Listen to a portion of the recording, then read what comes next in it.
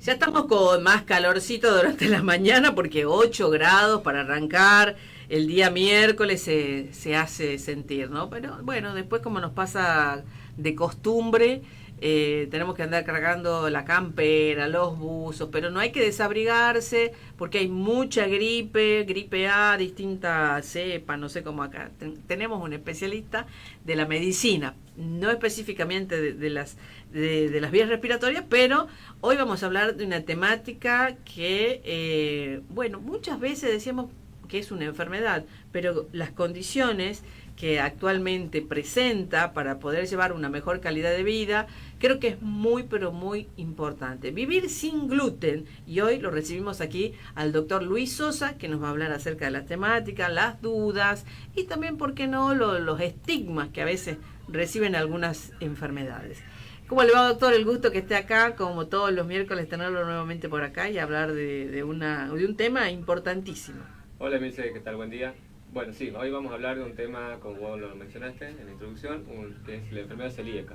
Quiero recordar que justamente vamos a hablar de esto porque el martes pasado, el día 5 de mayo, fue el Día Internacional de la Enfermedad Celíaca. Entonces, para conmemorar eso, vamos a tocar este tema que la semana pasada no se pudo dar, lo vamos a hacer ahora.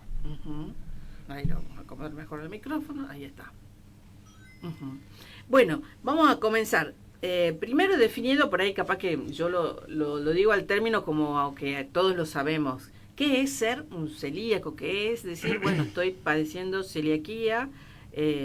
¿Cómo arrancamos con eso? Bueno. Primero, para definirlo. Bueno, antes de hacer una definición concreta, quiero aclarar que esta es una patología que no es quirúrgica de entrada, o sea que no es de mi especialidad, pero sí está bueno aclararlo, que hay muchos pacientes que consultan por síntomas que genera esta enfermedad y muchas veces se lo confunden con una patología quirúrgica. ¿Qué es la enfermedad celíaca? Es justamente si bien no es una enfermedad, no se conoce como enfermedad, sino como una condición que tiene una intolerancia al gluten. ¿Qué sería el gluten? Es una proteína que tienen ciertos granos, como por ejemplo el trigo, la avena, la cebada y el centeno, que justamente, no sé si se habrá leído seguramente mucho, el TAC, TACC. Esa definición, justamente esa sigla, se identifica como trigo, avena, cebada y centeno.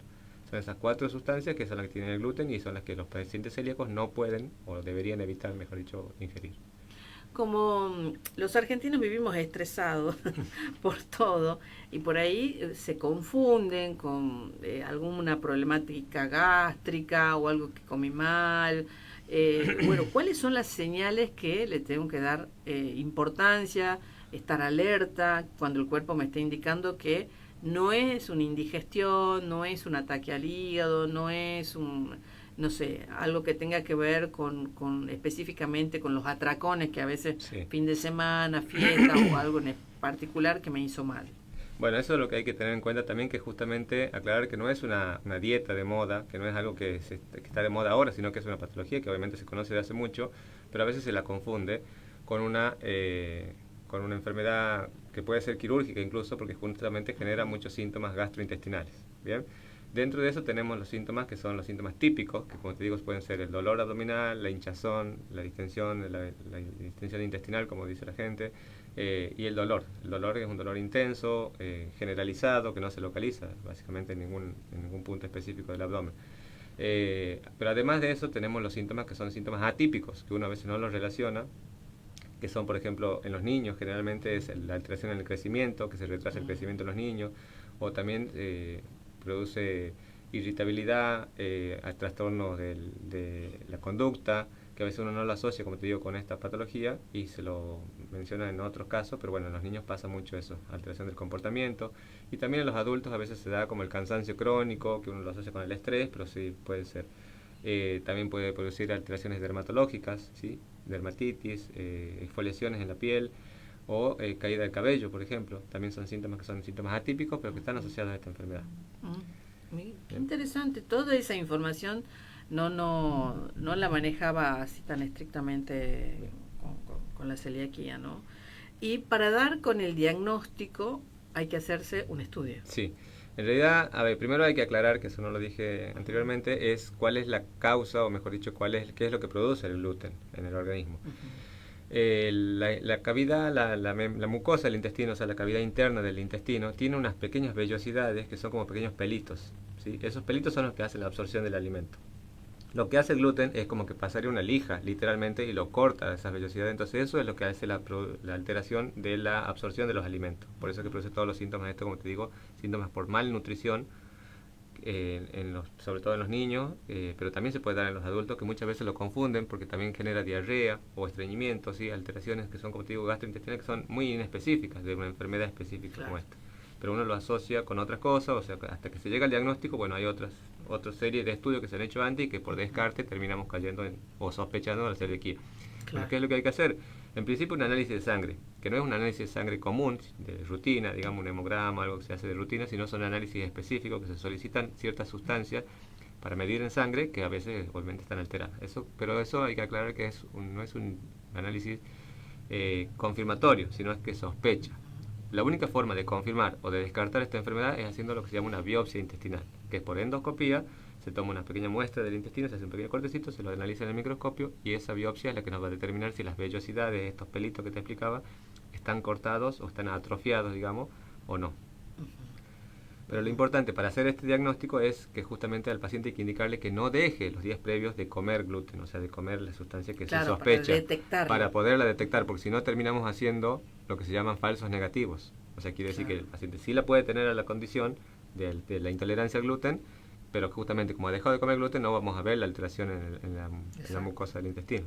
Entonces lo importante es aclarar eso, que cuando se esté por hacer los días previos a hacer el estudio que es la endoscopía para hacer la biopsia, que no deje de comer, que siga una dieta básicamente normal para que podamos tener la confirmación o no y no evitar estos falsos negativos. Hago un paréntesis ahí en lo que es la endoscopía, porque bueno, tengo un máster más o menos de que me hacen las endoscopías por la gastritis, el hernia de hiato. Y ahora, bueno, la posibilidad de que te duermen sí, porque es muy invasivo. Sí, es un estudio lógicamente invasivo, te diría que es un estudio las quirúrgico. Obras Sociales ahora incluye eso. Sí, le incluye, le cubre la sedación. En realidad no es una anestesia general completa, porque es un estudio que dura 10 minutos, te diría, no más que eso, claro, pero es una pequeña sedación que el paciente está sedado, está literalmente dormido, no tiene ninguna molestia, ningún dolor, no hay prácticamente ningún riesgo, y es un estudio ambulatorio, que eso también es importante, como lo hablábamos la semana anterior, de las cirugías ambulatorias, justamente un estudio que uno llega, se hace el estudio y a la hora, te diría, se va a la casa. Perfecto, con el resultado perfecto. Ya. Bueno, ahora hay, creo, desde mi punto de vista, como una posibilidad más amplia para las personas que sufren la celiaquía en cuanto a la vida cotidiana. Inclusive he llegado a ver chicos que llegan a cumpleañitos con su viandita. Bueno, eso es importante justamente para tenerlo en cuenta. La alimentación del paciente celíaco es una alimentación especial, lógicamente, porque no puede comer cualquier alimento. Tiene su dieta, que es básicamente el único tratamiento que hay. Y sí, se trata de priorizar justamente eso, de que el paciente tenga su propia alimentación para evitar lo que se llama la contaminación cruzada. ¿Qué sería esto? Que justamente cuando nosotros invitemos a alguien a comer a casa o cuando el paciente va a comer a otro lado, evitar la contaminación cruzada, que quiere decir que no se puede utilizar los mismos utensilios de que se ha preparado otros alimentos, como por ejemplo con harina, que es lo más común, por el trigo, la avena, la cebada o el centeno, que son menos comunes, pero también se producen alimentos. Entonces no se puede utilizar los mismos utensilios, ni la tabla de picar, ni el cuchillo, ni la cuchara, ni incluso hasta el aceite. Donde se frita una milanesa con pan rallado, no se puede fritar una milanesa o algún otro alimento para los pacientes celíacos. Porque justamente todo eso produce, aunque sea la mínima miga de pan, puede producir una alteración a nivel de la vellosidad, de los pelitos del intestino y producir la alteración. Cuando esto se detecta en niños, creo que los niños son de un aprendizaje mucho más rápido y de incorporar los hábitos. Si bien cuesta para justamente hablar esto de las fiestitas o las actividades que se hacen en el jardincito, pero creo que ellos después se adaptan súper bien. Porque básicamente, esta es una enfermedad que si bien lo ideal es detectarla en la niñez o en la infancia, justamente para evitar el problemas de crecimiento, como te digo, en los niños, o el problemas de comportamiento, por la irritabilidad, que a veces uno lo asocia con, bueno, no, el chico es travieso, no, a veces tiene una condición que se explica, digamos, por esto. Eso es importante, sí, porque como te digo, se adaptan desde chico a tener su alimentación y a mantener los alimentos que ellos les hace bien. Entonces por eso es bueno, pero no quiere decir que sea una enfermedad de niños. También se puede dar en los adultos que, como te digo, van pasando y van haciendo malos diagnósticos o malas...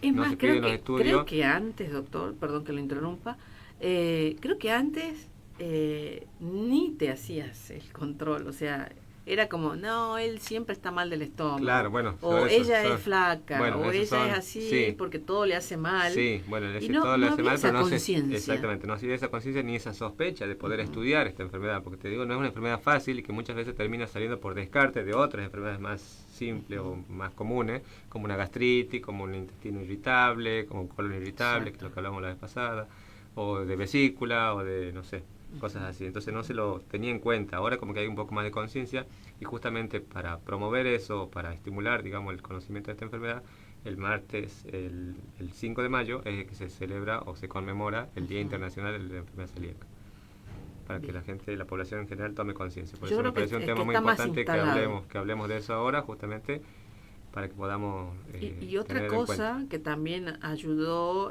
bueno, la industria alimenticia, bueno, que si bien también hay una presión a través de la ley, es el logo. Bueno, que los alimentos tengan el logo. Claro, eso es importante tenerlo, y siempre el paciente celíaco tiene que ver eso en los alimentos, que tienen la obligación, como vos decís por ley ahora, de que los pacientes, los alimentos que son sin TAC, o sea, sin trigo, avena, cebada, centeno o algún derivado de ellos, que tiene que tener el logo que es apto para pacientes celíacos. Eso es muy importante, sí, muy importante. Y bueno, sabemos que son un poco más caros también los alimentos. Sí, eso no se entiende bien un poco por qué. Bueno, tal vez tenga una explicación lógica, porque se hacen con otras sustancias especiales, con ingredientes más costosos, tal vez, no sé, no entiendo, pero... En el universo de las golosinas, hoy por hoy, inclusive entras a un drugstore y tiene una gondolita que es... Sí, se lo considera como alimentos especiales, cuando no debería ser en realidad eso, porque no deja de ser algo... Pero ya tiene esa detección, me parece bueno que por ahí cuando un niño entra a un drugstore, acá conocemos que ir a Chumbicha siempre va a buscar unas pilas y volver con chocolate, volver con gomita, volver con algo, un paquete de galleta, algo. Y es como, no sé, es algo, los chicos se tientan, y bueno, está bueno que tengan ese espacio en donde ellos también puedan tener algo. Incluso en los súper también se ve que tienen los alimentos como un sector más especializado en esa parte. Y inclusive de marcas importantes que producen galletas, que producen chocolates, también hacen ahora siempre su línea para la gente con celiaquía. Es muy importante el tema del logo, ahí lo estamos viendo a la gente que está en el streaming, tener en cuenta esto, sin TAC, libre de gluten, y lo más importante, doctor, vamos a volver al principio, es saber hacer la distinción de decir, bueno, estos síntomas puede que sea una alarma de que sea celíaco. Claro, por eso es lo importante, como quería dejar como de conclusión 3 ítems que serían importantes. Siempre consultar al médico, obviamente, como con cualquier patología o síntoma que tengan los pacientes. No automedicarse con la dieta, o sea, no, yo sospecho que tengo celiaquía, bueno, voy a dejar de comer el trigo, el gluten. No, lo ideal es que no dejen de comer, que hagan la consulta para que podamos tener la posibilidad de hacer la biopsia, esa, como te decía, la endoscopia, y tener el diagnóstico confirmado o descartar, justamente en este caso. Y sobre todo también esto que hablábamos recién, de revisar los logos. Eso es fundamental en los pacientes celíacos, que pueden revisar y justamente evitar los alimentos que no tengan ese logo. ¿Dónde lo podemos encontrar al doctor Luis Sosa? Ahora vamos a repasar como siempre. Un excelente cirujano, una persona accesible, que te da todas las explicaciones detalladas. Eso es lo que más me gusta a mí. Vamos a repasar en dónde lo encontramos al doctor Sosa, que también está en la parte privada y también está en la parte pública. Bueno, te quiero contar como novedad que voy a comenzar para la gente de Famayá. Voy a comenzar la atención en Famayá también a partir de la semana próxima, los días lunes. Los días lunes a la tarde voy a estar ahí a partir de las 15 horas en la Casa del Diabético. Es un lugar muy conocido ahí en la localidad de Famayá. Toda la gente lo conoce, queda cerca de la rotonda, digamos, ingresando el acceso sur de la Famayá. Muy lindo lugar. Sí, lindo lugar. Así que vamos a comenzar la atención ahí para todos los pacientes con obra social y sin obra social, vamos a atenderlos ahí. Los días martes seguimos con la atención habitual en el Sanatorio Bracedo, acá en Montero, a partir de las 16 horas. Los días miércoles voy a estar en Santa Lucía, hago consultorio en Santa Lucía los días miércoles a partir de las 15 horas en el centro de jubilados, también es un lugar conocido ahí, detrás del ingenio, del ex ingenio sería. El día jueves en la clínica El Divino Niño en Monteros, también a partir de las 16 horas. Y el día viernes seguimos con la atención habitual también en Simoca, a partir de las 16 horas. Perfecto, vamos a tener que actualizar la publicidad. Sí, todo hay que agregar ahora y actualizar la publicidad, porque se agregaron lugares de atención para la población, para toda la gente. Exacto. Y para otras localidades vecinas. Y también. En el hospital. Y bueno, y seguimos en el hospital, sí, eso sí, la atención habitual como todos los días. Está impecable el hospital, estuve en estos días en el hospital, la verdad que, bueno, yo soy muy defensora de la atención pública y el hospital de nuestra ciudad cada vez está más amplio, se ve la limpieza, la atención, el cuidado, las guardias, la recepción, absolutamente todo. Es un orgullo tener este hospital regional como lo es, con tantas especialidades, cada vez más completo un hospital. Sí, está creciendo mucho, por suerte creció mucho. Bueno, también mucha decisión, digamos, de la dirección y de la parte gerencial. Y política, obviamente, es decisión política como todo. Sí, incluso ahora, por ejemplo, se está por inaugurar un nuevo quirófano en el hospital. Mejor dicho, en el área de quirófano tenemos por ahora un quirófano, se está por agregar un segundo quirófano con una sala de parto nueva, se está por inaugurar todo eso. Bueno, todavía no hay fecha, está en obras, pero bueno, te voy adelantando. Una interesante noticia, una buena noticia. Eso, que está creciendo justamente el área quirúrgica en el hospital y se está dando importancia a patologías, digamos, que son muy importante y prevalente, sobre todo en el hospital, que recibimos muchos pacientes para consulta quirúrgica nosotros. Sí. Muchísimas gracias, doctor, por haber venido. Gracias por esta información tan importante a tener en cuenta para tener una mejor calidad de vida. Si te diagnostican que sos celíaco, ahora no lo vas a padecer, el mundo está cambiando un poco más y la medicina también lo hace mucho más llevadero, así que es una cuestión de hábitos, de disciplina y de una vida mucho más saludable sacando las harinas. Así que, bueno, muchas gracias, doctor, por haber para venido. Conclusión, quería dejar eso justamente, que no es un paciente celíaco no es un paciente enfermo, sino que es una condición nada más y que con una buena dieta, con una buena alimentación, obviamente con los cuidados que corresponde, se puede tener una vida totalmente normal. Y mucha disciplina. Sí, mucha eso es importante, disciplina. Como todo en la vida, digamos. Así es.